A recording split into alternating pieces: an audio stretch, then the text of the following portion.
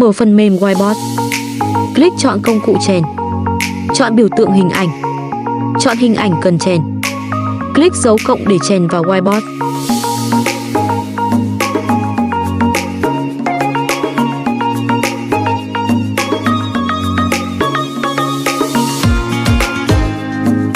Có thể chèn nhiều hình ảnh một lúc.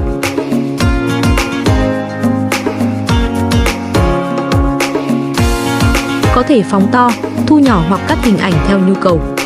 Bên cạnh đó, có thể viết, ghi chú trực tiếp trên hình ảnh vừa chèn.